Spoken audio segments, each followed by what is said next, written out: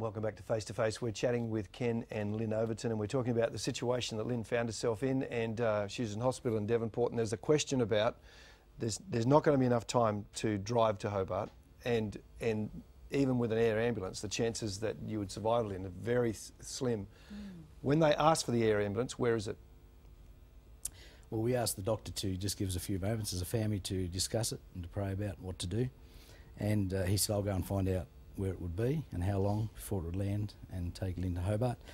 He'd already assessed with the neurosurgeon that if they could get her there within a couple of hours, that he'd just been in theatre actually, so at the time he had everybody on Yes. standby, that they would assess her situation if they can get her down there in time. And I walked back in just to say, yeah, we're happy, you know, get the air ambulance. He said, well, I don't really need to organise it. He said, in fact, there's the stretcher just coming in the door. The man who is beside Lynn there was actually going to Melbourne, and I didn't realise. So the plane had landed, the stretcher was coming in the door, and of course Lynn was a priority, and they put her on it to take her to Hobart. And she was there so within there's that no 2 hours. waiting at all, and she's there within, you know, In that 2 45 hours. minutes or so. Yeah. So when you get to Hobart, though, it's not all kind of easy sailing. There's a really tough decision there, wasn't there? Well, of course, we drove down as a family, and the neurosurgeon was talking to me on the way. He wanted to do the surgery straight away on Lynn because she was bleeding so heavily in her brain, and he was concerned about holding her life. But I wasn't comfortable with that. For some reason, I just felt I needed a bit more time to make a few more decisions and also to ask God about it. But when we got there, he explained that we had this choice to make. He said that if nothing's done, she will not live. But if we do, what we can do is take out half her skull. We'd need to give her that surgery to take the pressure off her brain. And he explained that the skull goes in a fridge and is away for a month probably to let the pressure of the brain go down. But if we do this operation, you need to understand, and the family needs to understand, that it'd be very unlikely that she'll know you, that she'll be able to communicate with you, that she'll be able to talk, walk again. Wow. So I said, what, totally disabled? And he said, well, basically yes. So what do you want? Well, the question he did ask, what do you think Lynn would want? And of course you don't talk about those sort of questions to your wife in life.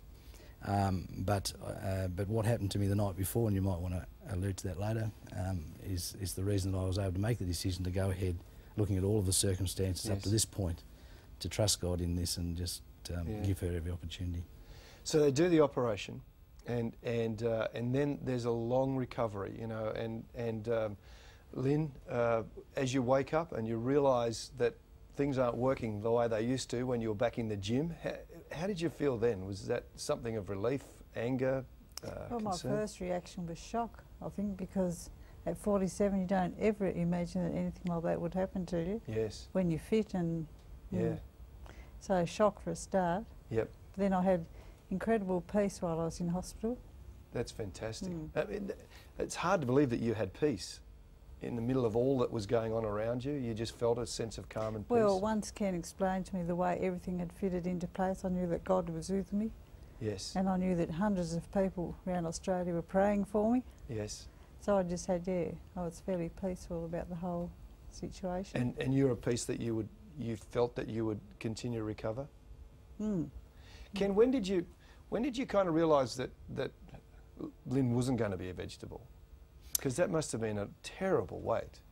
Well, the night, just going back a little, the night before that decision that we had to make with her surgery, God was talking to me to get me to surrender everything to Him. Yeah. That was the first time I realised that I was not in control of this situation.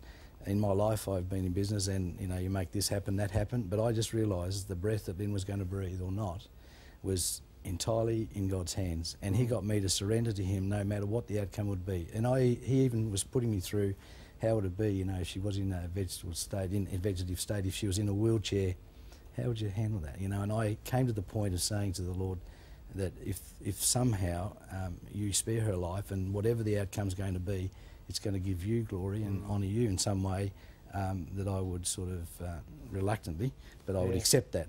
Now that then helped me then make these moves, looking at all the circumstances to make that decision. But when I first realised that that Lynn was really going to make some progress, and I had that, I just had a sense that He was in control, was about 3 days later. I woke up one morning and I just felt God as a father to me that I'd never experienced Him before, never. I mean, I know that he is my father because I believe in him, but he was reaching out to me with all the love and care that he could give me and saying to me, I want you to ask me this morning what you want. And I thought I couldn't ask him to start with because I just said, well, look, a few nights ago I surrendered everything to you and it's really up to you, God. But he was asking me, ask and you can receive. And I just said to him, God, if you're wanting me to, what my choice in this whole thing would be, I'd love to think that Lynn would at least know us. If she has some physical disability and we've got a wheel in a wheelchair and all of those things, don't like it. But if we could have her know us as a family, that would be great. I went back to sleep with incredible peace after that time with God. I woke up at 6 o'clock in the morning, went into the intensive care surgery where Lynn was on life support, and the nurses said, come quickly.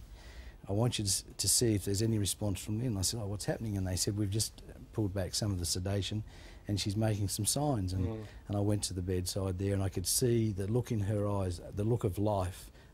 Instead of the look of death that I saw in church, I saw the look of life. And from that moment, God gave me a sense that he's going to do something with Lynn. I couldn't tell you to what extent, and certainly didn't probably comprehend that she would be so good. Yeah, but I had that within my heart to push on. Lynn, there's so much to this story which would be great to spend ages talking about, but tell us about trying to walk again and to get all of those, just the things that we take so much for granted. Tell us about what that was like for you. Well, it's very hard. For a start, you feel like an old person. Yeah. Mm. And it's that whole process of going into therapy and just getting up and doing it again, because you must have felt a few times, this is too hard, I want to give up. Is that right? Well, I'm a fairly determined and disciplined person, as Ken will tell you. So if something has to be done, I want to get in and try and make it happen. Yeah. We see some shots here of both you in hospital and some shots of you getting better. And what is it like going from being a mum who serves the family to having somebody serve you for months, weeks and months? Well, it's pretty hard, actually. Yeah. It's a totally different change to your life. Yeah. What's changed in you? Is there many attitudinal things that have changed in you, or your way you look at life now, Lynn? Well, I certainly appreciate every new day. Man, I'll say, wouldn't you, Lynn? I mean, do you ever wake up late at night and think, gosh, what could have happened? Or what did happen, and how did I get through this?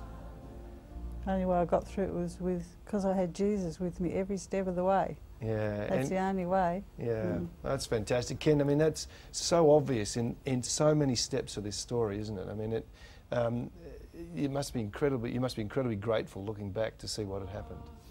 Yeah, well, I'm not sure.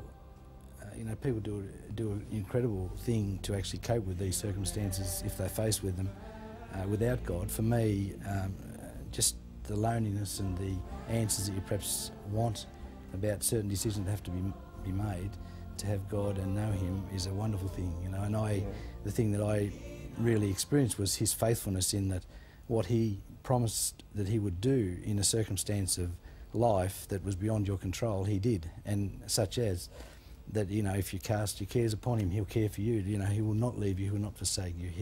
If you keep your mind on him, he will keep you in perfect peace. Thank you for coming up and sharing your story with us. Ken's going to stay with us on the show, and Lynn, we're going to give you a break, but it's been wonderful having you here and meeting you and hearing your story. Bless you. You stay with us. We're going to have more of Face to Face in a moment.